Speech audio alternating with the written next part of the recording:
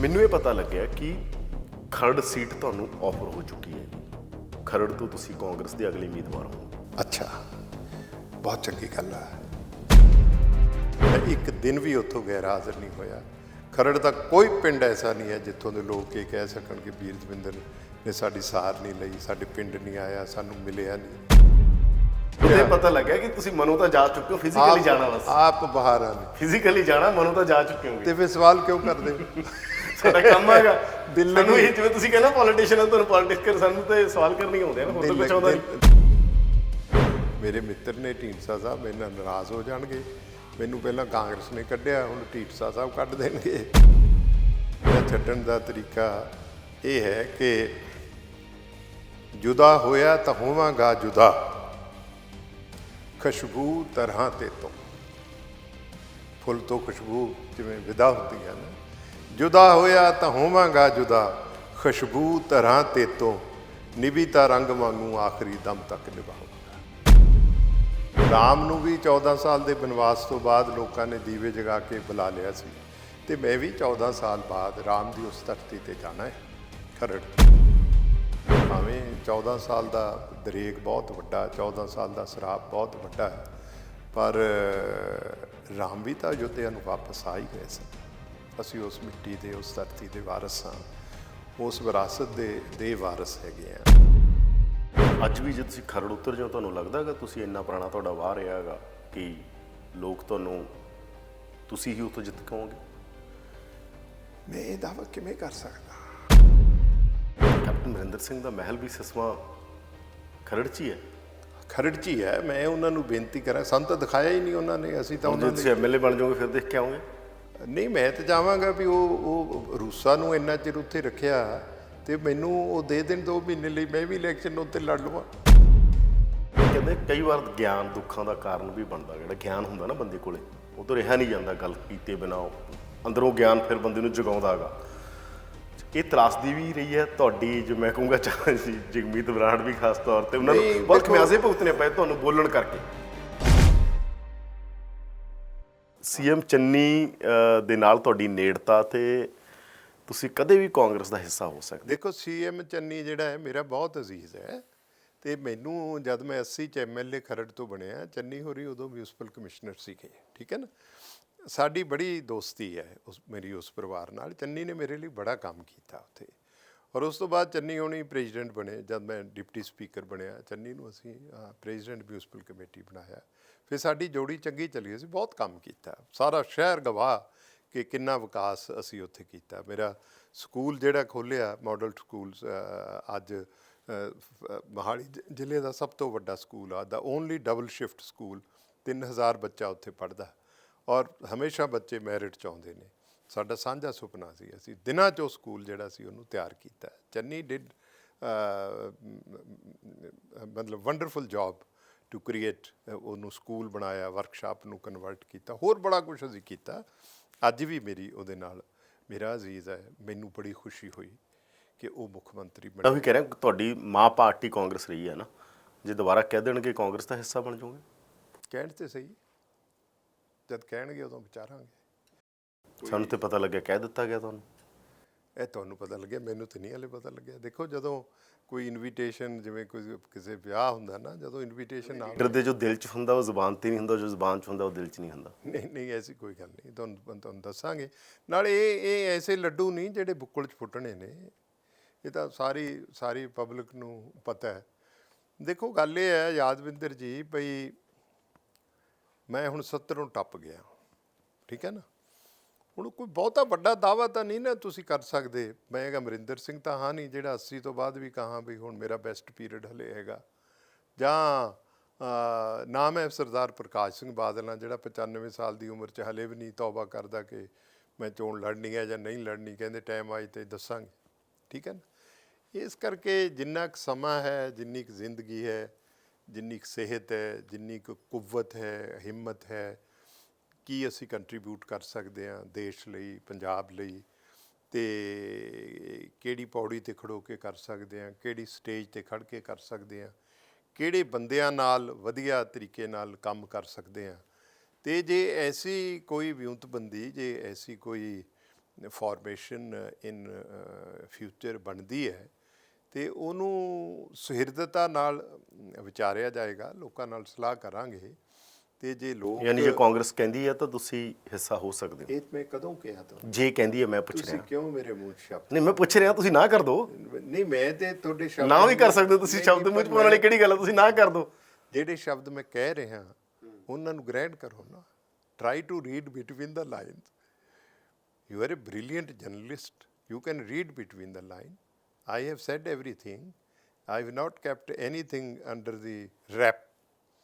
So you try to read between the lines. ऐसे दोस्त होਣ ਜਿਨ੍ਹਾਂ ਨਾਲ ਮਿਲ ਕੇ ਕੰਮ ਕੀਤਾ ਜਾਵੇ, ਪੰਜਾਬ ਵਾਸਤੇ ਕੰਮ। ਮੈਨੂੰ ਇਹ ਪਤਾ ਲੱਗਿਆ ਕਿ ਖਰੜ ਸੀਟ ਤੁਹਾਨੂੰ ਆਫਰ ਹੋ ਚੁੱਕੀ ਹੈਗੀ। ਖਰੜ ਤੋਂ ਤੁਸੀਂ ਕਾਂਗਰਸ ਦੇ ਅਗਲੇ ਉਮੀਦਵਾਰ ਹੋਵੋਗੇ। ਅੱਛਾ, ਬਹੁਤ ਚੰਗੀ ਗੱਲ ਹੈ। ਇਹ ਤੁਸੀਂ ਮੈਨੂੰ ਪਹਿਲਾਂ ਕਿਉਂ ਨਹੀਂ ਦੱਸਿਆ? ਇਹ ਕੈਮਰੇ ਮੂਹਰੇ ਕਿਉਂ ਦੱਸ ਰਹੇ ਹੋ? ਮੇਰਾ ਖਿਆਲ ਹੈ ਵੀ ਇਹਦੇ ਹੋ ਸਕਦਾ ਮੇਰੀ ਇਨਫੋਰਮੇਸ਼ਨ ਹੈ, ਮੈਂ ਤਾਂ ਕਹਿ ਰਿਹਾ। ਨਹੀਂ, ਰੱਬ ਕਰੇ ਤੁਹਾਡੀ ਜਿਹੜੀ ਇਨਫੋਰਮੇਸ਼ਨ ਆ ਉਹ ਠੀਕ ਹੋਵੇ, ਸੱਚੀ ਹੋਵੇ। ਤੁਹਾਡੇ ਮੂੰਹ 'ਚ ਘਿਓ ਸ਼ੱਕਰ।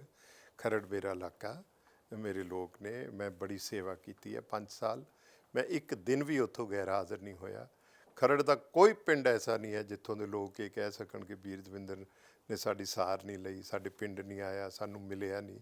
ਮੇਰਾ ਉਹੀਓ ਨੰਬਰ ਹੈ ਅੱਜ 98 140 333 62, ਜਿਹੜਾ ਮੈਂ 2002 'ਚ ਲਿਆ ਸੀ ਅਤੇ ਮੇਰੇ ਇਸ਼ਤਿਹਾਰਾਂ 'ਤੇ ਛਪਿਆ ਸੀ। ਸ਼ਾਇਦ ਮੈਂ I am the only politician ਇਨ ਪੰਜਾਬ ਜਿਹਦਾ 20 ਸਾਲ ਬਾਅਦ ਅੱਜ ਉਹੀ ਨੰਬਰ ਹੈ। ਬੱਚਿਆਂ ਦੀਆਂ ਕਾਪੀਆਂ 'ਤੇ ਲਿਖਿਆ, ਗਰੀਬਾਂ 'ਤੇ ਲਿਖਿਆ। ਅੱਜ ਵੀ ਮੈਨੂੰ ਫੋਨ ਕਰਦੇ ਨੇ, ਮੈਂ ਬੋਲਦਾ ਅਤੇ ਉਹ ਪੁੱਛਦੇ ਨੇ ਕਿ ਇਹ ਨੰਬਰ ਉਹਨਾਂ ਦਾ ਹੈ। ਮੈਂ ਕਹਿੰਦਾ ਹਾਂ। ਤੁਸੀਂ ਬੋਲਦੇ ਹੋ? ਹਾਂ, ਉਹੀ ਹਾਂ, ਉਹੀਓ ਹੀ ਹਾਂ, ਤੁਹਾਡਾ ਹਾਂ। ਅਤੇ ਜੇ ਉਹ ਲੋਕ ਮੈਨੂੰ ਆਵਾਜ਼ ਦੇਣਗੇ, ਠੀਕ ਹੈ ਨਾ ਜੀ, ਅਤੇ ਜ਼ਾਹਿਰ ਹੈ ਕਿ ਮੈਂ ਉਹਨਾਂ ਦਾ ਹਾਂ, ਉਹਨਾਂ ਲਈ ਕੰਮ ਕਰਾਂਗਾ ਜਿੰਨਾ ਚਿਰ ਜਿਉਂਦਾ, ਜਿਨ੍ਹਾਂ ਨੇ ਮੈਨੂੰ ਆਪਣਾ ਨੁਮਾਇੰਦਾ ਚੁਣ ਕੇ ਅਸੈਂਬਲੀ ਵਿੱਚ ਭੇਜਿਆ। ਜੇ ਮੇਰਾ ਨਾਂ ਹੈ, ਚੰਗਾ ਹੈ ਜਾਂ ਮਾੜਾ ਹੈ, ਮੈਂ ਇੱਕ ਸ਼ੇਰ ਕਹਿਣਾ ਹੁੰਦਾ ਕਿ औरों जैसे होकर भी हम बाइज़्ज़त हैं बस्ती में, कुछ लोगों का भोलापन है, कुछ अपनी अयारी है। ਉਹਨਾਂ ਦੇ ਭੋਲੇਪਨ ਨੇ ਮੈਨੂੰ ਚੁਣਿਆ ਅਤੇ ਮੈਂ ਇਮਾਨਦਾਰੀ ਨਾਲ ਕੰਮ ਕੀਤਾ ਹੈ। ਅੱਜ ਵੀ ਕੋਈ ਐਸੀ ਗੱਲ ਸਵੈ ਸੰਤੋਖੇ ਜੀ ਤੁਸੀਂ ਪਾਰਟੀਆਂ ਬਦਲ ਲੈਂਦੇ ਹੋ, ਹੋਰ ਕੋਈ ਬੇਣਾ ਨਹੀਂ ਹੈ। ਨਾ ਮੈਂ ਕੋਈ ਕਰਪਸ਼ਨ ਕੀਤੀ ਹੈ, ਨਾ ਕਿਸੇ ਨੂੰ ਤੰਗ ਕੀਤਾ ਹੈ। ਸਾਰੇ ਪੰਜਾਬ 'ਚ ਮੇਰੀ ਦਾਦੇ ਇਲਾਹੀ ਜਾਇਦਾਦ ਤੋਂ ਬਿਨਾਂ ਇੰਨੀ 1 ਇੰਚ ਜ਼ਮੀਨ ਜਾਂ ਕੋਈ ਕਮਰਸ਼ੀਅਲ ਇੰਟਰਸਟ, ਕੋਈ ਫਰਮ ਜਾਂ ਫਾਰਮ ਕੋਈ ਸਾਬਤ ਕਰ ਦੇਵੇ, ਮੈਂ ਮਤਲਬ ਮੁੜ ਕੇ ਕਦੇ। ਜੇ ਸਾਡੀ ਖਬਰ ਸੱਚੀ ਹੋਵੇ, ਜਿਹੜਾ ਮੈਂ ਕਹਿ ਰਿਹਾ ਕਿ ਮੈਨੂੰ ਇਹ ਖਬਰ ਪਤਾ ਲੱਗੇ ਕਿ ਤੁਸੀਂ ਖਰੜ ਤੋਂ ਕਾਂਗਰਸ ਦੇ ਅਗਲੇ ਕੈਂਡੀਡੇਟ ਹੋ, ਤੁਸੀਂ ਤਿਆਰ ਹੋ ਜੇ ਉਹ ਸੱਚੀ ਹੋਵੇ? ਜੇ ਉਹ ਸੱਚੀ ਹੋਵੇ, ਜੇ ਉਹ ਸੱਚੀ ਹੋਵੇ, ਜੇ ਉਹ ਸੱਚੀ ਹੋਵੇ, ਮੈਂ ਬਾਰ-ਬਾਰ ਕਿਹਾ ਤੁਹਾਨੂੰ ਕਾਂਗਰਸ 'ਚ ਆਉਣ ਲਈ ਆਫਰ ਤਾਂ ਕਰ ਦਿੱਤਾ ਗਿਆ ਹੈਗਾ। ਮੈਥੋਂ ਮੈਂ ਇਹਦੇ 'ਤੇ ਕੋਈ ਟਿੱਪਣੀ ਨਹੀਂ ਕਰ ਸਕਦਾ, ਠੀਕ ਹੈ ਨਾ। ਇਹ ਹਲੇ ਇਟਸ ਹੈਫਾਜ਼ਰਡ ਐਟ ਦਿਸ ਸਟੇਜ। ਸਮੇਂ ਤੋਂ ਪਹਿਲਾਂ ਦੀਆਂ ਗੱਲਾਂ ਨੇ। ਇਹ ਅੰਦਾਜ਼ੇ ਸ਼ਾਇਦ ਇਸ ਕਰਕੇ ਲਾ ਰਹੇ ਨੇ ਕਿ ਚੰਨੀ ਮੈਨੂੰ ਬਹੁਤ ਮੁਹੱਬਤ ਕਰਦਾ, ਮੈਂ ਉਹਨੂੰ ਬਹੁਤ ਪਿਆਰ ਕਰਦਾ। ਮੈਂ ਇਸ ਗੱਲ ਤੋਂ ਕੋਈ ਮੁੱਕਰਦਾ ਨਹੀਂ ਹਾਂ, ਠੀਕ ਹੈ ਨਾ। ਸੱਚ ਜਾਣਿਓ ਕਿ ਜਿਸ ਦਿਨ ਤੋਂ ਚੰਨੀ ਨੇ 20 ਤਰੀਕ ਨੂੰ ਸਹੁੰ ਚੁੱਕੀ ਹੈ, ਅਤੇ ਮੈਂ ਦਿਨ ਰਾਤ ਇਹ ਸੋਚਦਾ ਕਿ ਇਹ ਚੰਨੀ ਕਾਮਯਾਬ ਹੋਵੇ, ਇਹ ਟੀਮ ਕਾਮਯਾਬ ਹੋਵੇ। ਇਹ ਪੰਜਾਬ ਦੇ ਜਿਹੜੇ ਸੁਪਨੇ ਲੋਕਾਂ ਨੂੰ ਦਿਖਾ ਰਹੇ ਨੇ, ਉਹ ਸੁਪਨੇ ਬਾਹਰ ਆਉਣ। ਪੰਜਾਬ ਮੁੜ ਕੇ ਆਪਣੇ ਪੈਰਾਂ 'ਤੇ ਖੜ੍ਹਾ ਹੋਵੇ। ਪੰਜਾਬ ਇਸ ਵੇਲੇ ਬਦਤਰ ਹਾਲਤ ਵਿੱਚ ਹੈ। ਪੰਜਾਬ ਇਕਸਾਦੀਅਤ ਦੇ ਪੱਖੋਂ ਮਰ ਚੁੱਕਿਆ, ਟੁੱਟ ਚੁੱਕਿਆ। It's a collapsed state, it's a economically wreck state. ਇਹਨੂੰ ਦੁਬਾਰਾ ਲੀਹਾਂ 'ਤੇ ਖੜ੍ਹਾ ਕਰਨ ਲਈ ਇੱਕ ਬੇਹੱਦ ਇਮਾਨਦਾਰ ਅਤੇ ਵਿਜ਼ਨਰੀ ਲੀਡਰਸ਼ਿਪ ਦੀ ਲੋੜ ਹੈ। ਇੱਕ ਟੀਮ ਦੀ ਜ਼ਰੂਰਤ ਹੈ ਤਾਂ ਕਿ ਇੱਕ ਪਾਈ ਜਿਹੜੀ ਬਾਹਰੋਂ ਵਸੂਲੀ ਜਾਂਦੀ ਹੈ ਪੰਜਾਬ ਦੇ ਖਜ਼ਾਨੇ ਵਾਸਤੇ, ਉਹ ਇੱਕ ਪਾਈ ਖਜ਼ਾਨੇ 'ਚ ਆਵੇ, ਖਜ਼ਾਨੇ 'ਚੋਂ ਆ ਕੇ ਫਿਰ ਲੋਕਾਂ ਲਈ ਜਾਵੇ। ਜਦ ਤੱਕ ਇਹ ਸਾਈਕਲ ਬਣਦਾ ਨਹੀਂ ਹੈ, ਉਦੋਂ ਤੱਕ ਪੰਜਾਬ ਨੂੰ ਬਚਾਇਆ ਨਹੀਂ ਜਾ ਸਕਦਾ। ਸਮਝ ਗਏ ਨਾ। ਮੈਂ ਉਮੀਦ ਕਰਦਾ ਹਾਂ ਕਿ ਜਿਸ ਤਰ੍ਹਾਂ ਚਰਨਜੀਤ ਚੰਨੀ ਰੋਜ਼ ਕਹਿੰਦੇ ਨੇ ਕਿ ਜੀ ਕੋਈ ਕਰਪਸ਼ਨ ਨਹੀਂ ਹੋਣ ਦਿਆਂਗੇ, ਨੌਕਰੀਆਂ ਜਿਹੜੀਆਂ ਨੇ ਉਹ ਮੈਰਿਟ ਦੇ ਆਧਾਰ 'ਤੇ ਦੇਵਾਂਗੇ। ਅਤੇ ਜੇ ਇਹ ਸਾਰੀਆਂ ਚੀਜ਼ਾਂ, ਦੇਖੋ ਟਾਈਮ ਬੜਾ ਥੋੜ੍ਹਾ ਹੈ। 2 ਮਹੀਨੇ 'ਚ ਸਭ ਨੂੰ ਪਤਾ ਕਿ ਸਭ ਕੁਝ ਨਹੀਂ ਹੋ ਸਕਦਾ। ਦਸੰਬਰ ਦੇ ਐਂਡ, ਜਨਵਰੀ ਦੇ ਪਹਿਲੇ ਹਫਤੇ ਕੋਡ ਆਫ ਕੰਡਕਟ ਲੱਗ ਜਾਣਾ, ਠੀਕ ਹੈ ਨਾ। ਫਿਰ ਮਹਿਜ਼ ਸਰਕਾਰ ਰਹਿ ਜਾਏਗੀ, ਫਾਰਮੈਲਿਟੀ ਦੀ ਸਰਕਾਰ। ਜੋ ਹੋਣਾ ਹੈ, ਜੋ ਕਰਨਾ ਹੈ, 2 ਮਹੀਨੇ 'ਚ ਹੋਣਾ ਹੈ, ਸਮਝ ਗਏ। ਜੇ ਪ੍ਰਗਟ ਸਿੰਘ ਇੱਕ ਸੰਜੀਦਾ ਵਜ਼ੀਰੇ ਤਾਲੀਮ ਹੋ ਸਕਦਾ ਹੈ ਤੇ ਉਹ ਜਾ ਕੇ ਉਹਦੇ 'ਚ ਇੰਨੀ ਕੁ ਹਿੰਮਤ ਹੈਗੀ ਹੈ ਕਿ ਉਹ ਜਾ ਕੇ ਟੀਚਰਸ ਦੇ ਨਾਲ ਔਰ ਸਾਰੇ ਮਹਿਕਮਾ ਤਾਲੀਮ ਦੇ, ਚਾਹੇ ਹਾਇਰ ਐਜੂਕੇਸ਼ਨ ਹੈ, ਚਾਹੇ ਸਕੂਲ ਐਜੂਕੇਸ਼ਨ ਹੈ, ਚਾਹੇ ਐਲੀਮੈਂਟਰੀ ਐਜੂਕੇਸ਼ਨ ਹੈ, ਉਹਨਾਂ ਨਾਲ ਜਾਂਦਾ, ਗੱਲ ਕਰਦਾ, ਤੁਲਬਾ ਨਾਲ ਗੱਲ ਕਰਦਾ ਹੈ, ਔਰ ਵਾਈਸ ਚਾਂਸਲਰ ਨੂੰ ਬੁਲਾ ਕੇ ਕਹਿੰਦਾ ਮੈਨੂੰ ਗਾਈਡ ਕਰੋ ਕਿ ਇਹ ਸਿਸਟਮ ਜਿਹੜਾ ਐਜੂਕੇਸ਼ਨ ਦਾ ਇਹਨੂੰ ਲੀਹ 'ਤੇ ਕਿਵੇਂ ਲਿਆਉਣਾ। ਜੇ ਰਾਜਾ ਵੜਿੰਗ 40 ਦਿਨਾਂ 'ਚ ਰੋਜ਼ ਦੀ ਜਿਹੜੀ ਰਿਟਰਨ ਹੈ, ਆਮਦਨ ਜਿਹੜੀ ਹੈ, ਉਹ 60 ਲੱਖ ਰੁਪਇਆ ਡੇਲੀ ਜੇ ਇਜ਼ਾਫਾ ਹੋ ਸਕਦਾ ਹੈ ਤਾਂ ਤੁਹਾਨੂੰ ਅੰਦਾਜ਼ਾ ਹੋ ਸਕਦਾ ਹੈ ਨਾ ਤੇ ਕਿੱਡੀ ਵੱਡੀ ਲੁੱਟ ਸੀਗੀ, ਕਿੱਡੀ ਵੱਡੀ ਲੁੱਟ ਸੀ ਜਿਹੜੀ ਪਿਛਲੇ 14.5 ਸਾਲ ਹੋਈ। ਇਹ ਜੇ ਤੁਸੀਂ ਲੂਪ ਹੋਲ ਸਾਰੇ ਬੰਦ ਕਰ ਲਓਗੇ, ਇਹ ਲੂਪੂਲਾਂ 'ਚ ਜਦੋਂ ਕਹਿਣਗੇ ਕਿ ਆ ਕੇ ਵੀਰ ਦਵਿੰਦਰ ਜੀ ਹੁਣ ਤੁਹਾਡਾ ਸਾਥ ਚਾਹੀਦਾ, ਆ ਜਾਓ ਕਿਰਾ ਖਰੜ ਤੋਂ, ਚੰਨੀ ਹੋਰੀ ਜੇ ਕਹਿ ਦੇਣਗੇ ਤਾਂ ਫਿਰ ਤਾਂ ਤੁਸੀਂ ਰੈਡੀ ਹੋ। ਵੀਰ ਦਵਿੰਦਰ ਸਿੰਘ ਨੂੰ ਕਿਉਂ ਘੜੀਸਦੇ ਹੋ ਹਰ ਪਾਸੇ? ਵੀਰ ਦਵਿੰਦਰ ਸਿੰਘ ਕਿੱਥੇ ਆ? ਨਾ MLA ਆ, ਨਾ ਵਜ਼ੀਰ ਆ, ਨਾ ਕਿਸੇ ਪਾਰਟੀ 'ਚ ਆ, ਠੀਕ ਹੈ ਨਾ। ਮੈਂ ਉਹ ਫੁੱਲ ਹਾਂ ਜਿਸ ਦਾ ਜੋ ਸਾਨੂੰ ਤੇ ਪਤਾ ਲੱਗਿਆ ਕਿ ਤੁਸੀਂ ਮਨੋਂ ਤਾਂ ਜਾ ਚੁੱਕੇ ਹੋ, ਫਿਜ਼ੀਕਲੀ ਜਾਣਾ, ਬਸ ਆਪ ਬਹਾਰਾਂ ਨੇ ਫਿਜ਼ੀਕਲੀ ਜਾਣਾ, ਮਨੋਂ ਤਾਂ ਜਾ ਚੁੱਕੇ ਹੋਗੇ। ਤੇ ਫਿਰ ਸਵਾਲ ਕਿਉਂ ਕਰਦੇ? ਸਾਡਾ ਕੰਮ ਹੈਗਾ ਸਾਨੂੰ, ਇਹ ਜਿਵੇਂ ਤੁਸੀਂ ਕਹਿੰਦਾ ਪੋਲੀਟੀਸ਼ੀਅਨ, ਤੁਹਾਨੂੰ ਪੋਲੀਟਿਕਸ ਕਰ, ਸਾਨੂੰ ਤੇ ਸਵਾਲ ਕਰਨੇ ਆਉਂਦੇ ਆ ਨਾ, ਹੋਰ ਤਾਂ ਕੁਝ ਆਉਂਦਾ ਨਹੀਂ। ਦਿਲ ਲੱਗੀ ਕਰਦੇ ਹੋ। ਦੇਖੋ, ਮੈਂ ਇੱਕ ਵਾਰੀ ਜਦੋਂ ਮੈਂ ਡਿਪਟੀ ਸਪੀਕਰ ਸੀ, ਹੁਸ਼ਿਆਰਪੁਰ ਇੱਕ ਪ੍ਰੈਸ ਕਾਨਫਰੰਸ ਸੀ, ਉੱਥੇ ਤੁਹਾਡੇ ਵਰਗੇ ਪੱਤਰਕਾਰਾਂ ਨੇ ਸਵਾਲ ਕੀਤਾ ਤੇ ਮੈਂ ਉੱਥੇ ਕਹਿ ਦਿੱਤਾ ਸੀ ਕਿ ਮੇਰਾ ਜੀ ਕਰਦਾ ਕਿ ਮੈਂ ਬਿਗਰ ਕੈਨਵਸ 'ਤੇ ਰਾਜਨੀਤੀ ਕਰਾਂ, ਨੈਸ਼ਨਲ ਲੈਵਲ 'ਤੇ, ਅਤੇ ਹੋ ਸਕਦਾ ਮੈਂ ਬਹੁਤਾ ਚਿਰ ਡਿਪਟੀ ਸਪੀਕਰ ਨਾ ਬਣਾ, ਸਮਝ ਗਏ ਨਾ ਰਵਾਂ, ਅਤੇ ਮੈਂ ਛੇਤੀ ਰਿਜ਼ਾਈਨ ਕਰ ਦਾਂਗਾ ਅਤੇ ਮੈਂ ਆਪਣੀ ਪਾਰਟੀ ਹਾਈ ਕਮਾਂਡ ਨੂੰ ਕਹਾਂਗਾ ਕਿ ਮੈਨੂੰ ਆਰਗੇਨਾਈਜੇਸ਼ਨ 'ਚ ਕੋਈ ਰੋਲ ਦਿੱਤਾ ਜਾਏ ਤਾਂ ਕਿ ਮੈਂ ਪੂਰੇ ਦੇਸ਼ 'ਚ ਕੋਈ ਕੰਮ ਕਰ ਸਕਾਂ। ਇਹ ਮੇਰੀ ਇੱਕ ਹਸਰਤ ਸੀ। लेकिन ये बात कैप्टन साहब को बहुत नागवार गुजरी है जी। और जिस दिन मैं ਅਸਤੀਫਾ ਦਿੱਤਾ ਆਪਣਾ, ਉਹਨਾਂ ਨੂੰ ਦੇਣ ਗਿਆ ਅਤੇ ਅਸੀਂ ਦੋਵੇਂ ਹੀ ਬੈਠੇ ਸੀ ਅਤੇ ਉਹਨਾਂ ਨੇ ਮੈਨੂੰ ਟੀਚਰ ਕਰਕੇ ਕਿਹਾ ਸੀ ਕਿ ਹੁਣ ਤੁਸੀਂ ਆਜ਼ਾਦ ਹੋ, ਹੁਣ ਤੁਸੀਂ ਨੈਸ਼ਨਲ ਲੈਵਲ ਦੀ ਪੋਲੀਟਿਕਸ ਕਰੋ। ਮੈਂ ਕਿਹਾ ਦਿਓ ਸ਼ੁਭ ਇਛਾਵਾਂ, ਠੀਕ ਹੈ ਨਾ।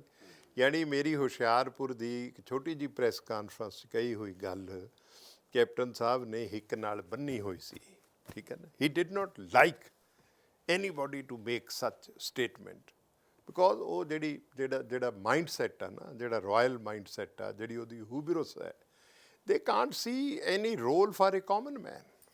ਏ common man, a commoner cannot, ਇਸੇ ਕਰਕੇ ਤੁਸੀਂ ਹੁਣ ਓਪਨਲੀ ਸਪਸ਼ਟ ਤੌਰ ਤੇ ਚੀਜ਼ਾਂ ਜਿਵੇਂ ਕਹਿੰਦੇ ਵਿਟਾਮਿਨ ਦੀ ਲਾਈਨ ਹੀ ਦੇਖੋ, ਸਪਸ਼ਟ ਤੌਰ ਡ੍ਰੀਮ ਟੂ ਬੀ, ਦੇਖੋ ਮੇਰੀ ਸਪਸ਼ਟ ਤੌਰ ਤੇ ਇਸ ਕਰਕੇ ਨਹੀਂ ਕਹਿਣਾ ਚਾਹੁੰਦੇ ਕਿ ਹੋਰ ਕਾਂਗਰਸੀ ਹਿੱਕ ਨਾਲ ਲਾ ਲਏ ਮੁੜ ਕੇ ਮਤਲਬ ਗੱਲਾਂ ਨੂੰ। ਮੈਂ ਨਹੀਂ ਕੋਈ ਵੱਡੀ ਗੱਲ ਨਹੀਂ ਕਰਦਾ ਹੁਣ। ਵੈਸੇ ਵੀ ਮੇਰਾ, ਮੈਂ ਅੱਗੇ ਵੀ ਕਿਹਾ, ਮੈਨੂੰ ਬੜੇ ਲੋਕਾਂ ਦੇ ਫੋਨ ਆਏ ਵੀ ਇਹ ਗੱਲ ਤੁਸੀਂ ਕਿਉਂ ਕਹਿੰਦੇ ਹੋ ਕਿ ਬਹੁਤਾ ਸਮਾਂ ਨਹੀਂ ਰਿਹਾ, ਠੀਕ ਹੈ ਨਾ। ਅਤੇ ਸਮੇਂ ਦੀ ਆਪਾਂ ਕੋਈ ਸਮਾਂ ਇੱਕ ਐਸੀ ਚੀਜ਼ ਹੈ ਜਿਹਦੇ 'ਤੇ ਕੋਈ ਬੰਦਾ ਦਾਅਵਾ ਨਹੀਂ ਕਰ ਸਕਦਾ, ਠੀਕ ਹੈ ਨਾ। ਉਹਦਾ ਬਾਬਾ ਫਰੀਦ ਹੋਰਾਂ ਦਾ ਬੜਾ ਪਿਆਰਾ ਦੋਹੜਾ ਅਸੀਂ ਪੜ੍ਹਦੇ ਹਾਂ, ਸੁਣਦੇ ਹਾਂ, ਪਰ ਕਦੇ ਧਿਆਨ ਨਹੀਂ ਕਰਦੇ। ਉਹਨੇ ਕਿਹਾ ਕਿ ਜੇ ਜਾਣਾ ਤਿਲ ਥੋੜੜੇ ਸੰਭਲ ਬੁੱਕ ਭਰੀ, ਜੇ ਜਾਣਾ ਤਿਲ ਥੋੜੜੇ ਸੰਭਲ ਬੁੱਕ ਭਰੀ, ਜੇ ਜਾਣਾ ਸ਼ੌ ਨੱਡੜਾ ਥੋੜ੍ਹਾ ਮਾਣ ਕਰੀ, ਸਮਝ ਗਏ ਨਾ। ਹੁਣ ਤੇ ਤਿਲ ਥੋੜੜੇ ਨੇ, ਠੀਕ ਹੈ ਨਾ। ਥੋੜ੍ਹੇ ਤਿਲਾਂ 'ਚੋਂ ਕਿੱਡੀ ਕੁ ਵੱਡੀ ਤੁਸੀਂ ਬੁੱਕ ਭਰ ਸਕਦੇ ਹੋ, ਠੀਕ ਹੈ ਨਾ। ਪਰ ਇਹ ਹੈ ਵੀ ਜੇ ਸਮੇਂ ਨੇ ਇਸ ਉਮਰ ਦੇ ਇਸ ਦੌਰ ਵਿੱਚ, ਠੀਕ ਹੈ ਨਾ, ਹਾਲੇ ਤੱਕ ਚੱਲਦੇ ਨੇ ਨੈਣ ਪ੍ਰਾਣ, ਲਿਖਦੇ ਵੀ ਹਾਂ, ਪੜ੍ਹਦੇ ਵੀ ਹਾਂ, ਬੋਲਦੇ ਵੀ ਹਾਂ, ਤੁਰਦੇ ਫਿਰਦੇ ਵੀ ਹਾਂ, ਅਤੇ ਇਹ ਚੌਕਟਾ ਚੱਲ ਰਿਹਾ ਹੈ। ਜੇ ਇਸ ਚੌਕਟੇ ਤੋਂ ਕੋਈ ਸੇਵਾ ਕਿਸੇ ਨੇ ਲੈਣੀ ਹੈ ਤਾਂ ਉਹ ਲੈ ਸਕਦੇ ਨੇ, ਠੀਕ ਹੈ ਨਾ। ਪਰ ਮੇਰੀ ਕਮਿਟਮੈਂਟ ਤਾਂ ਪੰਜਾਬ ਨਾਲ, ਪੰਜਾਬ ਦੀ ਧਰਤੀ ਨਾਲ, ਪੰਜਾਬ ਦੇ ਲੋਕਾਂ ਨਾਲ ਹੈ, ਠੀਕ ਹੈ ਨਾ। ਮੇਰੇ ਬੱਚੇ ਬਾਹਰ ਨੇ ਸਾਰੇ, ਮੈਂ ਨਹੀਂ ਗਿਆ, ਮੈਂ ਇੱਥੇ ਹਾਂ, ਠੀਕ ਹੈ ਨਾ। ਮੈਂ ਉਹਨਾਂ ਨੂੰ ਕਿਹਾ ਬੇਟਾ ਮੈਂ ਮਿਲਣ ਗਿਲਣ ਆ ਸਕਦਾ, ਪਰ ਮੈਂ ਆਪਦੀ ਬਿੱਟੀ, ਮੇਰੀ ਕਮਿਟਮੈਂਟ, ਜਿੱਥੇ ਮੈਂ ਪੈਦਾ ਹੋਇਆ ਮੈਂ ਇੱਥੇ ਹੀ ਮਰਨਾ, ਸਮਝ ਗਏ ਨਾ। ਉਹਨਾਂ ਲੋਕਾਂ 'ਚ ਮਰਨਾ ਜਿਨ੍ਹਾਂ ਨੇ ਮੈਨੂੰ ਬੇਪਨਾਹ ਮੁਹੱਬਤ ਦਿੱਤੀ ਹੈ, ਤੁਸੀਂ ਦੇਖੋ ਇਸ ਗੱਲ ਤੇ ਹੀ ਲੋਕ ਮੇਰੇ ਨਾਲ ਲੜੀ ਜਾਂਦੇ ਨੇ ਕਿ ਤੁਸੀਂ ਇਹ ਕਿਉਂ ਕਿਹਾ ਵੀ ਹੁਣ ਟਾਈਮ ਨਹੀਂ ਰਿਹਾ। ਹਾਲੇ ਤਾਂ ਟਾਈਮ ਹੈਗਾ। ਇਹਦਾ ਮਤਲਬ ਲੋਕਾਂ ਦੇ ਨਜ਼ਰੀਏ 'ਚੋਂ ਸਮਝਦੇ ਨੇ ਕਿ ਹਲੇ best time yet to come. ਅੱਜ ਵੀ ਜੇ ਤੁਸੀਂ ਖਰੜ ਉਤਰ ਜਾਓ ਤੁਹਾਨੂੰ ਲੱਗਦਾ ਹੈਗਾ ਤੁਸੀਂ ਇੰਨਾ ਪੁਰਾਣਾ ਤੁਹਾਡਾ ਵਾਹ ਰਿਹਾ ਹੈਗਾ ਕਿ ਲੋਕ ਤੁਹਾਨੂੰ ਤੁਸੀਂ ਹੀ ਉੱਥੋਂ ਜਿੱਤ ਕੇ ਆਓਗੇ? ਮੈਂ ਇਹ ਦਾਅਵਾ ਕਿਵੇਂ ਕਰ ਸਕਦਾ? ਮੰਨ ਲਓ ਕਾਂਗਰਸ ਤੋਂ ਨਾ ਉਤਰੋ, ਆਪਾਂ ਇਹ ਕਹਿ ਦਿੰਦੇ ਆ, ਥੋੜਾ ਹੋਰ ਇਹਨੂੰ ਬਿਯੋਂਡ ਕਰ ਦਿੰਦੇ। ਇੰਨੀਆਂ ਗੱਲਾਂ ਮੰਨ ਕੇ ਹੀ ਕਰੀ ਜਾਵਾਂਗੇ ਤੇ ਫਿਰ ਕਿ ਤੱਕ ਬੜਾ ਖਰਾਬ ਹੋਊਗਾ। ਮੇਰੇ ਲੋਕ ਬੁਰਾ ਮਨਾਉਣਗੇ ਵੀ ਮੰਨ ਕੇ ਹੀ ਕਰੀ ਗਏ। ਜਦੋਂ ਜਾਵਾਂਗੇ ਦੇਖਾਂਗੇ ਲੋਕ ਕਿਵੇਂ ਕਿੰਨਾ ਕੁ ਧਾ ਕੇ ਮਿਲਦੇ ਨੇ, ਕਿੰਨੀ ਕੁ ਮੁਹੱਬਤ ਦਿੰਦੇ ਨੇ। Time will tell. ਤੁਸੀਂ ਆਉਣਾ ਹੀ ਹੈ। ਫਿਰ ਜੇ ਮੈਂ ਖਰੜ ਆ ਗਿਆ ਤੁਸੀਂ ਵੀ ਤਾਂ ਆਓਗੇ। You will see. ਜੇ ਨਹੀਂ ਆ ਗਿਆ ਸਾਨੂੰ ਤਾਂ ਪਤਾ ਤੁਸੀਂ ਆਉਣਾ ਹੈਗਾ। ਅਸੀਂ ਤਾਂ ਕਹਿ ਰਹੇ ਹਾਂ ਦਾਅਵੇ ਨਾਲ। ਮੈਥੋਂ ਕੁਛ ਨਾ ਕਹਾਓ, ਸੱਚੀ ਮੈਥੋਂ ਹਲੇ ਨਾ ਕੁਛ ਕਹਾਓ। ਮੇਰੇ ਮਿੱਤਰ ਨੇ ਢੀਂਡਸਾ ਸਾਹਿਬ, ਮੇਰੇ ਨਾਲ ਨਾਰਾਜ਼ ਹੋ ਜਾਣਗੇ। ਮੈਨੂੰ ਪਹਿਲਾਂ ਕਾਂਗਰਸ ਨੇ ਕੱਢਿਆ, ਹੁਣ ਢੀਂਡਸਾ ਸਾਹਿਬ ਕੱਢ ਦੇਣਗੇ। ਤੁਹਾਡੀਆਂ ਮੇਰੀਆਂ ਗੱਲਾਂ ਸੁਣ ਕੇ, ਆਹ ਇੰਟਰਵਿਊ ਸੁਣ ਕੇ ਫਿਰ ਉਹ ਕੱਢ ਦੇਣਗੇ 6 ਸਾਲਾਂ ਲਈ। ਅਤੇ ਮੈਂ ਤਾਂ ਫਿਰ ਸਾਰੀ ਉਮਰ ਕੱਢਿਆ ਹੀ ਰਹੂੰਗਾ ਨਾ, ਕਿਤੇ ਬੜਾ ਤਾਂ ਸਹੀ। ਸਮਝ ਗਏ ਨਾ? ਇਸ ਕਰਕੇ ਢੀਂਡਸਾ ਸਾਹਿਬ ਮੈਚੋਰ ਪੋਲੀਟੀਸ਼ੀਅਨ ਨੇ, ਸ਼ਾਇਦ ਨਾ ਕਰਨਾ ਹੈ। ਉਹਨਾਂ ਦੀ ਬੜੀ ਮਿਹਰਬਾਨੀ ਹੈ। ਇੰਨਾ ਵਾਹ ਰਿਹਾ ਤੁਹਾਡੇ ਨਾਲ ਉਹਨਾਂ ਦਾ। ਮੈਂ ਉਹਨਾਂ ਦਾ ਜੇ ਤੁਸੀਂ ਛੱਡ ਕੇ ਵੀ ਜਾਓਗੇ ਸ਼ਾਇਦ ਨਾ ਤੁਹਾਡੇ ਤੇ ਐਂ ਬੋਲਣ ਉਹ। ਨਹੀਂ, ਜੇ ਛੱਡ ਕੇ ਵੀ ਜਾਊਂਗਾ ਤਾਂ ਮੈਂ ਉਹਨਾਂ ਨੂੰ ਮਿਲ ਕੇ, ਮੇਰਾ ਛੱਡਣ ਦਾ ਤਰੀਕਾ ਇਹ ਹੈ ਕਿ ਜੁਦਾ ਹੋਇਆ ਤਾਂ ਹੋਵਾਂਗਾ ਜੁਦਾ, ਖੁਸ਼ਬੂ ਤਰ੍ਹਾਂ ਤੇ ਤੋਂ। ਫੁੱਲ ਤੋਂ ਖੁਸ਼ਬੂ ਜਿਵੇਂ ਵਿਦਾ ਹੁੰਦੀ ਹੈ ਨਾ, ਜੁਦਾ ਹੋਇਆ ਤਾਂ ਹੋਵਾਂਗਾ ਜੁਦਾ, ਖੁਸ਼ਬੂ ਤਰ੍ਹਾਂ ਤੇ ਤੋਂ, ਨਿਭੀ ਤਾਂ ਰੰਗ ਵਾਂਗੂ ਆਖਰੀ ਦਮ ਤੱਕ ਨਿਭਾਵਾਂਗਾ। ਜੇ ਜੁਦਾ ਹੋਇਆ ਤਾਂ ਖੁਸ਼ਬੂ ਦੀ ਤਰ੍ਹਾਂ ਜੁਦਾ ਹੋਵਾਂਗਾ। ਉਹਨਾਂ ਨੂੰ ਮਿਲ ਕੇ, ਉਹਨਾਂ ਨੂੰ ਗਲਵੱਕੜੀ ਪਾ ਕੇ, ਉਹਨਾਂ ਨੂੰ ਪੁੱਛ ਕੇ ਕਿ ਆਹ ਆਪਸ਼ਨਸ ਨੇ ਜ਼ਿੰਦਗੀ ਦੀਆਂ, ਤੁਸੀਂ ਵੱਡੇ ਭਰਾ ਹੋ, ਤੁਸੀਂ ਕਾਮਨਾ ਕਰੋ ਮੇਰੇ ਲਈ ਕਿ ਮੈਂ ਕੁਛ ਕਰ ਸਕਾਂ। ਠੀਕ ਹੈ ਨਾ? ਹੁਣ ਤਾਂ ਨਾ ਮੇਰੀ ਕੋਈ ਕਾਂਸਟੀਚੁਐਂਸੀ, ਨਾ ਕੋਈ ਗੱਲ, ਨਾ ਕੋਈ ਬਾਤ। ਦੇਖੋ ਨਾ, 14 ਸਾਲ ਰਾਮ ਨੂੰ ਵੀ 14 ਸਾਲ ਦੇ ਬਨਵਾਸ ਤੋਂ ਬਾਅਦ ਲੋਕਾਂ ਨੇ ਦੀਵੇ ਜਗਾ ਕੇ ਬੁਲਾ ਲਿਆ ਸੀ। ਅਤੇ ਮੈਂ ਵੀ 14 ਸਾਲ ਬਾਅਦ ਰਾਮ ਦੀ ਉਸ ਧਰਤੀ 'ਤੇ ਜਾਣਾ ਹੈ, ਖਰੜ, ਜਿਵੇਂ ਤੁਸੀਂ ਕਹਿ ਰਹੇ ਹੋ। ਠੀਕ ਹੈ ਨਾ ਜੀ? ਅਤੇ ਉੱਥੇ ਰਾਮ ਮੰਦਰ ਵੀ ਹੈ ਔਰ ਅੱਜ ਸਰੋਵਰ ਵੀ ਹੈ। ਅਤੇ ਮੈਂ 2007 ਦਾ ਮੈਨੂੰ ਬਨਵਾਸ ਦਿੱਤਾ ਉਹਨਾਂ ਲੋਕਾਂ ਨੇ, ਜਿਹੜੇ ਜਿਹਨੂੰ ਕਹਿੰਦੇ ਨਾ ਕਿ ਬੰਦ ਕੀਤਾ ਡਾਢਿਆਂ ਪ੍ਰਵੇਸ਼ ਮੇਰੇ ਵਾਸਤੇ। ਮੈਂ 2007 ਮੇਰਾ ਟਿਕਟ ਕੱਟਿਆ ਸੀ। ਮੈਂ ਆਪਣਾ ਸੂਟਕੇਸ ਲੈ ਕੇ ਵਾਪਸ ਚਲਿਆ ਗਿਆ ਸੀ। ਉਸ ਤੋਂ ਬਾਅਦ ਮੈਂ ਕੋਈ ਦਖਲ ਅੰਦਾਜ਼ੀ ਨਹੀਂ ਕੀਤੀ ਕਿਸੇ ਦੀ ਰਾਜਨੀਤੀ, ਚਾਹੇ ਬਲਬੀਰ ਸਿੱਧੂ ਬਣਿਆ, ਕੋਈ ਬਣਿਆ। ਠੀਕ ਹੈ ਨਾ? ਮੈਂ ਆਇਆ ਹੀ ਨਹੀਂ, ਮੈਂ ਬਿਲਕੁਲ ਇੰਟਰਫੀਅਰ ਨਹੀਂ ਕੀਤਾ। ਅਤੇ ਮੈਂ ਹਮੇਸ਼ਾ ਇਹ ਕਹਿੰਦਾ ਹੁੰਦਾ ਸੀ ਕਿ ਬੰਦ ਕੀਤਾ ਡਾਢਿਆਂ ਪ੍ਰਵੇਸ਼ ਮੇਰੇ ਵਾਸਤੇ, ਆਪਣਾ ਹੀ ਘਰ ਪਰਾਇਆ ਦੇਸ਼ ਮੇਰੇ ਵਾਸਤੇ। ਠੀਕ ਹੈ ਨਾ ਜੀ? ਹੁਣ ਜੇ ਉਹ ਮਿੱਟੀ, ਉਹ ਇਲਾਕਾ, ਉਹ ਲੋਕ, ਉਹ ਪਾਰਟੀ, ਜੇ ਉਹ ਆਵਾਜ਼ ਮਾਰਨ, ਭਾਵੇਂ 14 ਸਾਲ ਦਾ ਦਰੇਗ ਬਹੁਤ ਵੱਡਾ, 14 ਸਾਲ ਦਾ ਸਰਾਪ ਬਹੁਤ ਵੱਡਾ ਹੈ, ਪਰ ਰਾਮ ਵੀ ਤਾਂ ਅਯੋਧਿਆ ਨੂੰ ਵਾਪਸ ਆ ਹੀ ਗਏ ਸਨ। ਅਸੀਂ ਉਸ ਮਿੱਟੀ ਦੇ, ਉਸ ਧਰਤੀ ਦੇ ਵਾਰਸ ਹਾਂ, ਉਸ ਵਿਰਾਸਤ ਦੇ ਵਾਰਸ ਹੈਗੇ ਹਾਂ। ਜ਼ਿੰਦਗੀ ਜਿਹੜੀ ਹੈ ਸੰਭਾਵਨਾਵਾਂ ਨਾਲ ਭਰੀ ਰਹਿੰਦੀ ਹੈ ਆਖਰੀ ਵੇਲੇ ਤੱਕ। ਠੀਕ ਹੈ ਨਾ? ਜਦ ਤੱਕ 4 ਬੰਦੇ ਮੋਢਿਆਂ 'ਤੇ ਚੁੱਕ ਕੇ ਸਪੁਰਦੇ ਆਤਿਸ਼ ਨਾ ਕਰ ਦੇਣ, ਜਦ ਤੱਕ ਆਖਰੀ ਸਾਂਸ ਇਸ ਬਦਨ ਵਿੱਚ ਆ ਰਿਹਾ ਹੈ, ਤਦ ਤੱਕ ਸੰਭਾਵਨਾਵਾਂ ਜ਼ਿੰਦਗੀ 'ਚ ਮੌਜੂਦ ਰਹਿੰਦੀਆਂ ਨੇ। ਇਸ ਲਈ ਸੰਭਾਵਨਾਵਾਂ ਮੌਜੂਦ ਨੇ। ਔਰ ਆਉਣ ਵਾਲੇ ਸਮੇਂ 'ਚ ਕੀ ਹੁੰਦਾ ਹੈ, I think the future would decode the untold mysteries very soon. It would not remain a mystery what I am going to do in the next 2 months. Captain Amarinder Singh ਦਾ ਮਹਿਲ ਵੀ ਸਿਸਵਾ ਖਰੜ 'ਚ ਹੀ ਹੈ? ਖਰੜ 'ਚ ਹੀ ਹੈ। ਮੈਂ ਉਹਨਾਂ ਨੂੰ ਬੇਨਤੀ ਕਰਾਂ, ਸਾਨੂੰ ਤਾਂ ਦਿਖਾਇਆ ਹੀ ਨਹੀਂ ਉਹਨਾਂ ਨੇ। ਅਸੀਂ ਤਾਂ ਹੁਣ ਜੇ ਤੁਸੀਂ MLA ਬਣ ਜਾਓਗੇ ਫਿਰ ਦੇਖ ਕੇ ਆਓਗੇ? ਨਹੀਂ, ਮੈਂ ਤਾਂ ਚਾਹਾਂਗਾ ਵੀ ਉਹ ਰੂਸਾ ਨੂੰ ਇੰਨਾ ਚਿਰ ਉੱਥੇ ਰੱਖਿਆ ਅਤੇ ਮੈਨੂੰ ਉਹ ਦੇ ਦੇਣ 2 ਮਹੀਨੇ ਲਈ, ਮੈਂ ਵੀ ਇਲੈਕਸ਼ਨ ਉੱਤੇ ਲੜ ਲਵਾਂ। ਠੀਕ ਹੈ ਨਾ? If he could hand over that palace, beautiful palace to Rusa. ਅਸੀਂ ਤਾਂ 69 ਤੋਂ ਇਹਨਾਂ ਦੇ ਨਾਲ ਤੁਰੇ ਹੋਏ ਹਾਂ।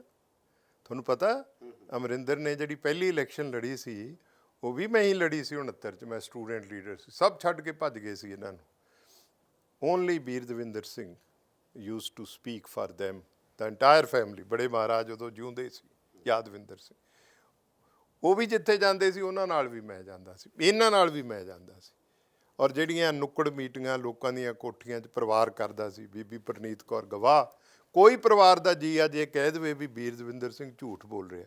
ਮੈਂ ਤਾਂ 3 ਸ਼ਿਫਟਾਂ ਲਾਉਂਦਾ ਸੀ, ਇੱਕ ਵਾਰ ਇਹਨਾਂ ਨਾਲ ਜਾਣਾ, ਫਿਰ ਬੜੇ ਮਹਾਰਾਜ ਨਾਲ ਜਾਣਾ, ਯਾਦਵਿੰਦਰ ਸਿੰਘ ਉਹਨਾਂ ਨਾਲ, ਸ਼ਾਮ ਨੂੰ ਪ੍ਰਨੀਤ ਹੋਰਾਂ ਨਾਲ ਜਾਣਾ। ਰੂਸਾ ਖਿਲਾਫ ਵੀ ਪਹਿਲਾ ਮੋਰਚਾ ਤੁਸੀਂ ਖੋਲ੍ਹਿਆ ਸੀ ਤੇ 69 ਮੈਂ ਹਰ ਵਾਰ ਇਸ ਪਰਿਵਾਰ ਦੀ ਮਦਦ ਕੀਤੀ। ਇਸ ਪਰਿਵਾਰ ਨੇ ਕਦੇ ਮੇਰੀ ਕੋਈ ਮਦਦ ਨਹੀਂ ਕੀਤੀ। ਇੰਨੇ ਆਸਾਨ ਫਰਾਮੋਸ਼ ਨੇ, ਇੰਨੇ ਆਸਾਨ ਫਰਾਮੋਸ਼ ਨੇ। ਨਾ ਮੈਂ ਇਹਨਾਂ ਤੋਂ ਕਦੇ ਮੰਗੀ ਹੈ ਇਮਦਾਦ, ਨਾ ਪੈਸਾ ਮੰਗਿਆ, ਨਾ ਕੋਈ ਇਮਦਾਦ ਮੰਗੀ ਹੈ। ਆਪਣੇ ਦਮ 'ਤੇ, ਆਪਣੇ ਪੈਰਾਂ 'ਤੇ ਲੋਕਾਂ ਦੀ ਇਮਦਾਦ ਨਾਲ ਜਿਹੜੀ ਹੈ ਉਹ ਰਾਜਨੀਤੀ ਕੀਤੀ ਹੈ।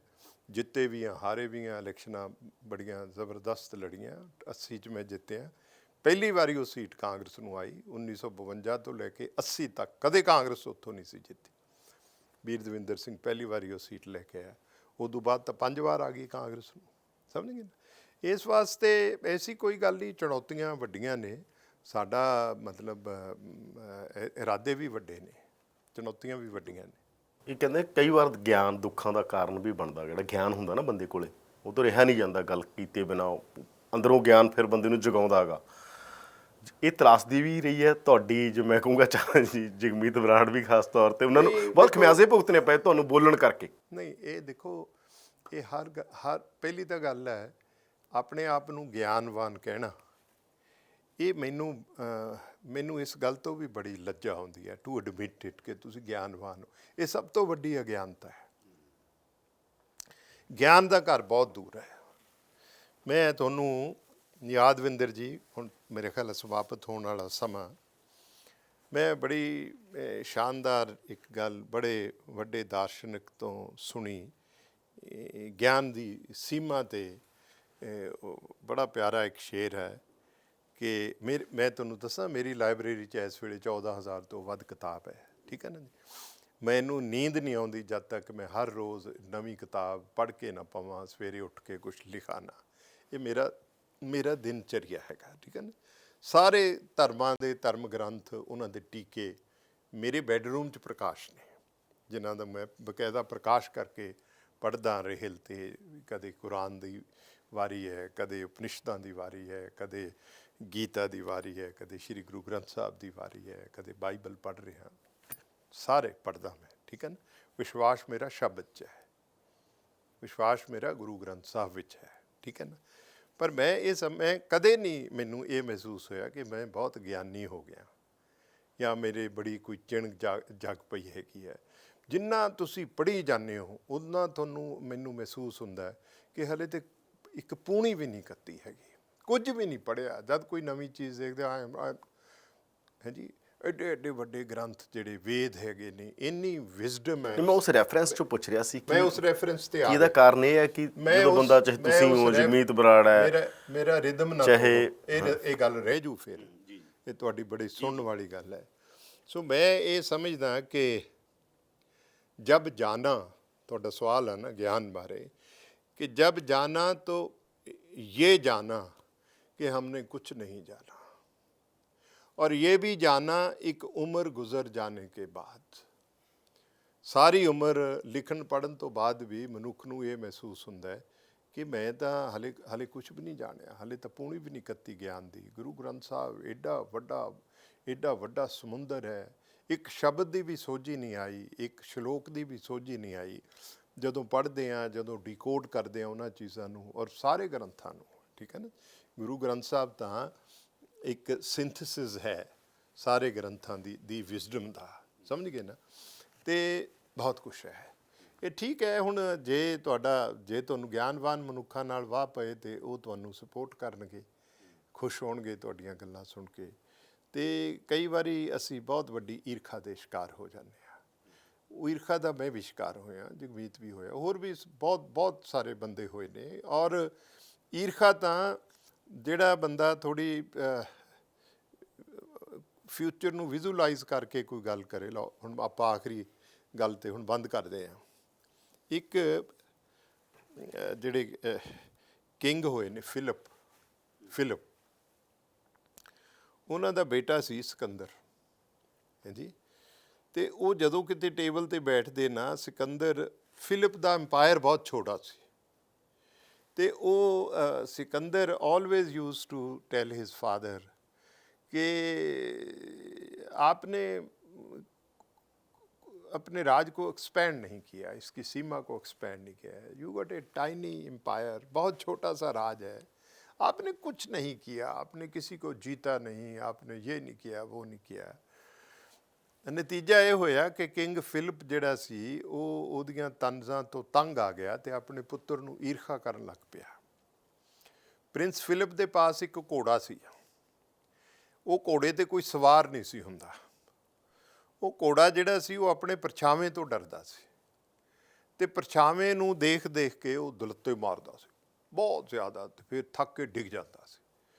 ਉਸ ਘੋੜੇ ਤੇ ਕਿਸੇ ਬੰਦੇ ਨੇ ਸਵਾਰੀ ਨਾ ਕੀਤੀ। ਪ੍ਰਿੰਸ ਫਿਲਿਪ ਪ੍ਰਿੰਸ ਅਲੈਗਜ਼ੈਂਡਰ ਨੂੰ ਕਹਿਣ ਲੱਗਿਆ ਕਿ ਤੂੰ ਬਹੁਤ ਗੱਲਾਂ ਮਾਰਦਾ, ਜੇ ਤੈਨੂੰ ਇੰਨੀ ਜ਼ਿਆਦਾ ਅਕਲ ਹੈ ਨਾ ਤੇ ਮੈਨੂੰ ਉਸ ਘੋੜੇ ਤੇ ਚੜ੍ਹ ਕੇ ਵਿਖਾ, ਫਿਰ ਤੂੰ ਕਰ ਦਿਖਾ ਸਵਾਰੀ। ਉਹਨੇ ਕਿਹਾ ਠੀਕ ਹੈ पापा, आप सारी दुनिया को बुलाओ कि मेरा बेटा उस पर सवारी करेगा, फिर मैं सवारी करके दिखाऊंगा। लोग इकट्ठे कर ले, घोड़ा बुला लिया और बादशाह फिलिप भी बैठ गया। और जदों ये सिकंदर नूं कहा भी कर घोड़े ते सवारी, ਉਹਨੇ ਘੋੜੇ ਨੂੰ ਫਰੰਟ ਤੋਂ ਅਪਰੋਚ ਕੀਤਾ ਬਜਾਏ ਵੀ ਪਿੱਛੋਂ ਜਾਵੇ, ਹੈ ਜੀ। ਉਹ ਪਰਛਾਵੇਂ ਨੂੰ ਦੇਖ ਕੇ ਦਿਲ 'ਤੇ ਮਾਰਦਾ ਸੀ। ਉਹ ਅੱਗੋਂ ਗਿਆ, ਉਹਨੇ ਅੱਗੋਂ ਜਾ ਕੇ ਘੋੜੇ ਦੀ ਲਗਾਮ ਫੜੀ, ਉਹਨੂੰ ਅੱਗੇ ਨੂੰ ਤੋਰ ਲਿਆ, ਘੋੜਾ ਉਹਦੇ ਪਿੱਛੇ ਪਿੱਛੇ ਤੁਰ ਪਿਆ। ਥੋੜ੍ਹੀ ਦੂਰ 'ਤੇ ਇੱਕ ਘਣੀ ਛਾਂ ਵਾਲਾ ਰੁੱਖ ਸੀ, ਉਸ ਰੁੱਖ ਦੇ ਹੇਠਾਂ ਉਹ ਘੋੜੇ ਨੂੰ ਲੈ ਗਿਆ ਤੇ ਘੋੜਾ ਇੱਕਦਮ ਹੀ ਵਾਜ਼ ਰਿਲੈਕਸਡ, ਕਿਉਂਕਿ ਉਹਦਾ ਪਰਛਾਵਾਂ ਨਾ ਰਿਹਾ, ਛਾਂ 'ਚ ਆ ਗਿਆ ਨਾ। ਜਦ ਉਹਨੂੰ ਪਰਛਾਵਾਂ ਨਾ ਦਿਖਿਆ, ਉਹਨੇ ਦਿਲੱਤੇ ਮਾਰਨੇ ਬੰਦ ਕਰਤੇ ਤੇ ਬੜੇ ਆਰਾਮ ਨਾਲ ਸਿਕੰਦਰ ਨੇ ਉਸ ਘੋੜੇ ਦੀ ਸਵਾਰੀ ਕਰ ਲਈ ਤੇ ਮੁੜ ਕੇ ਉਹਨੂੰ ਛਾਂ 'ਚੋਂ ਬਾਹਰ ਕੱਢ ਕੇ ਖੂਬ ਦੜਾਇਆ ਉਹਨੇ, ਹਾਂਜੀ। ਜਦ 5-7-10 ਗੇੜੇ ਦੜਾਏ ਉਹਦੇ ਉੱਤੇ, ਫਿਰ ਬਾਦਸ਼ਾਹ ਫਿਲਿਪ ਨੇ ਚਿੱਟੀ ਝੰਡੀ ਕੀਤੀ ਤੇ ਫਿਰ ਘੋੜਾ ਰੋਕਿਆ। ਉਹ ਤੋਂ ਆਪਣੇ ਪੁੱਤਰ ਸਿਕੰਦਰ ਨੂੰ ਲਾਇਆ, ਉਹਨੂੰ ਗਲਵੱਕੜੀ 'ਚ ਲਿਆ ਤੇ ਉਹਨੇ ਉਸ ਵੇਲੇ ਬੋਲਿਆ ਸੀ ਕਿ yes, you richly deserve a bigger empire my son. ਉਸੇ ਦਿਨ ਉਹਨੇ ਗੱਦੀ ਛੱਡਤੀ, ਸਿਕੰਦਰ ਨੂੰ ਗੱਦੀ 'ਤੇ ਬਿਠਾ ਦਿੱਤਾ। ਫਿਰ ਸਿਕੰਦਰ ਨੇ ਦੁਨੀਆ ਫਤਿਹ ਕੀਤੀ ਕਿ ਨਾ। ਇਸ ਵਾਸਤੇ ਜੇ ਤੁਸੀਂ ਗੱਲ ਨੂੰ, ਜੇ ਉਹਦਾ ਸੱਚ ਨਾ ਸਮਝਦਾ, ਜਿਹੜੀਆਂ ਉਹਦੇ ਅੰਦਰ ਕੋਈ ਚੀਜ਼ਾਂ ਅੰਗੜਾਈਆਂ ਲੈ ਰਹੀਆਂ ਸੀ ਸਿਕੰਦਰ ਦੇ ਵਿੱਚ, ਜੇ ਉਹਦਾ ਬਾਪ ਈਰਖਾ ਦਾ ਸ਼ਿਕਾਰ ਹੋ ਕੇ ਪੂਰਨ ਵਾਂਗੂ, ਰਾਜੇ ਸਲਵਾਨ ਵਾਂਗੂ ਪੂਰਨ ਦੀਆਂ ਲੱਤਾਂ ਬਾਹਾਂ ਕਟਵਾ ਕੇ ਉਹਨੂੰ ਖੂਹ 'ਚ ਨਾ ਸੁਟਵਾ ਦਿੰਦਾ ਨਾ, ਤੇ ਫਿਰ ਗੱਲ ਮੁੱਕ ਗਈ ਸੀ। ਫਿਰ ਇਤਿਹਾਸ ਨਾ ਬਣਦਾ ਤਾਂ ਸਿਕੰਦਰ ਦੁਨੀਆ ਦਾ ਇੱਕ ਸ਼ਾਹ ਸਿਕੰਦਰ, ਦੁਨੀਆ ਦਾ ਜੇਤੂ ਜਰਨੈਲ ਨਾ ਬਣਦਾ। ਲੇਕਿਨ ਉਹਦੇ ਅੰਦਰ ਦੀ ਚਿਣਗ ਨੂੰ ਪਹਿਚਾਣਿਆ ਫਿਲਿਪ ਨੇ, ਉਹਨੇ ਉਹਨੂੰ ਅਪਰਚੂਨਿਟੀ ਦਿੱਤੀ। ਉਸ ਤੁਹਾਨੂੰ ਕੋਈ ਪਹਿਚਾਨਣ ਵਾਲਾ ਫਿਲਿਪ ਨਹੀਂ ਸੀਗਾ? ਤੁਹਾਨੂੰ ਕੋਈ ਪਹਿਚਾਨਣ ਵਾਲਾ ਫਿਲਿਪ ਨਹੀਂ ਸੀ ਕਾਂਗਰਸ 'ਚ ਜਾਂ ਪੂਰੀ ਪੋਲਿਟਿਕਸ 'ਚ ਜਾਂ ਪੂਰੇ ਪੰਜਾਬ 'ਚ? ਦਵਾ ਹੀ ਰਾਜੇ ਸਲਵਾਨ ਨਾਲ ਪਿਆ। ਇਹ ਰਾਜੇ ਸਲਵਾਨ ਦੀ ਰੂਹ ਤੁਸੀਂ ਦੇਖ ਹੀ ਰਹੇ ਹੋ। ਇਹ ਲੂਣਿਆਂ ਦੇ ਕਿੱਸੇ ਬਾਰ-ਬਾਰ ਦੁਹਰਾਏ ਜਾ ਰਹੇ ਨੇ। ਕੀ ਕੁਛ ਹੋਇਆ ਇੱਥੇ, ਹੁਣ ਕਾਹਨੂੰ ਕਹੋਨੇ ਹੋ ਤੁਸੀਂ? ਸ਼ਾਮ ਦਾ ਵੇਲਾ ਉਤਰਨ ਵਾਲਾ, ਤਰਕਾਲਾਂ ਦਾ ਸਮਾਂ, ਇਹ ਫੇਰ ਕਿਤੇ ਗੱਲ ਛੇੜਾਂਗੇ, ਠੀਕ ਹੈ ਨਾ। ਹੁਣ ਕੋਈ ਹੈ ਇਹੋ ਜਿਹਾ ਫਿਲਿਪ? ਮੈਂ ਇਹ ਕਹਿ ਰਿਹਾ ਕਾਸ਼ ਹੋਵੇ ਜਿਹੜਾ ਆਪਣੀ ਅਗਲੀ ਜਨਰੇਸ਼ਨ ਦੀਆਂ ਸ਼ਕਤੀਆਂ ਨੂੰ, ਉਹਨਾਂ ਦੀਆਂ ਉਲਾਂਘਾਂ ਨੂੰ, ਉਹਨਾਂ ਦੀਆਂ ਪਲਾਂਘਾਂ ਨੂੰ ਪਹਿਚਾਣੇ, ਸਮਝ ਗਏ ਨਾ। ਕਾਸ਼ ਫਿਲਿਪ ਹੋਵੇ, ਕਾਸ਼ ਸਿਕੰਦਰ ਪੈਦਾ ਹੋਣ, ਕਾਸ਼ ਉਹਨਾਂ ਨੂੰ ਅਪਰਚੂਨਿਟੀਜ਼ ਮਿਲਣ। ਹੁਣ ਤਾਂ ਅਪਰਚੂਨਿਟੀਜ਼ ਨਹੀਂ ਅਸੀਂ ਦਿੰਦੇ ਅਗਲੀ ਜਨਰੇਸ਼ਨ ਨੂੰ, ਅਸੀਂ ਦੱਬ ਕੇ ਰੱਖਦੇ ਹਾਂ। ਵੀ ਸਰਪ ਦੀ opportunities, we deny the opportunity to the generation। ਦੇਖੋ, ਜੋ ਅਗਲੀ ਪੀੜ੍ਹੀ ਨੇ ਕਰਨਾ ਉਹਨਾਂ ਨੇ ਕਰਨਾ, ਜਵਾਨਾਂ ਨੇ ਕਰਨਾ, ਉਹਨਾਂ ਨੂੰ ਗਰੂਮ ਕਰੋ, ਉਹਨਾਂ ਨੂੰ ਟ੍ਰੇਨਿੰਗ ਦਿਓ, ਉਹਨਾਂ ਦੀਆਂ ਕਲਾਸਿਸ ਲਾਓ। ਮੈਂ ਤਾਂ ਆਈ wood be the happiest man if I am allowed to give training to the next generations. Whatever I have learned, whatever I have earned in the 50 years, it's a great experience। ਜਿਹੜਾ ਡਿੱਗਣ ਦਾ, ਉੱਠਣ ਦਾ, ਉੱਠ ਕੇ ਤੁਰਨ ਦਾ, it's a great experience।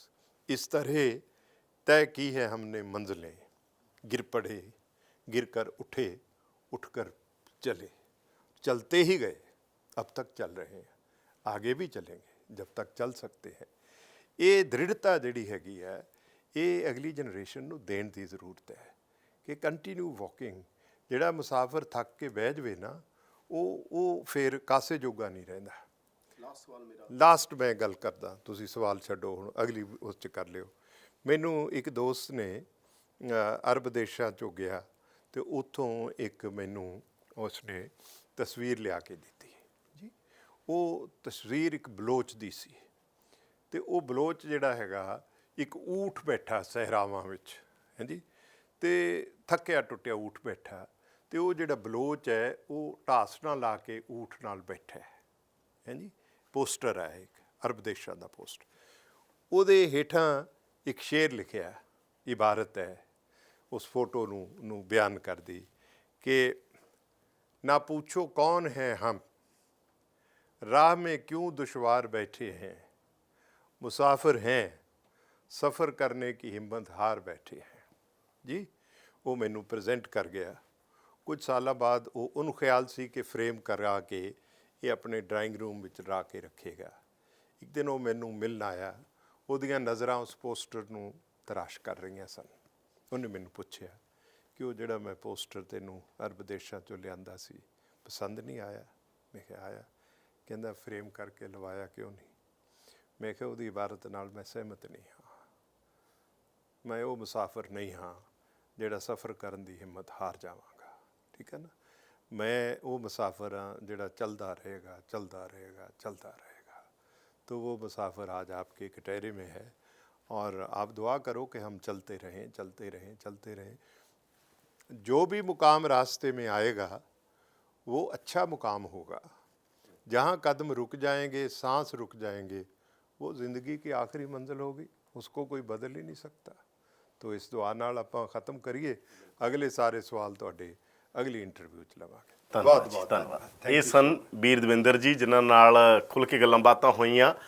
ਦੇਖਦੇ ਹਾਂ ਹੁਣ ਆਉਣ ਵਾਲੇ ਦਿਨਾਂ 'ਚ ਵੀਰ ਦਵਿੰਦਰ ਸਿੰਘ ਜੀ ਦੀ ਰਣਨੀਤੀ ਤੇ ਰਾਜਨੀਤੀ ਕੀ ਰਹਿੰਦੀ ਹੈ।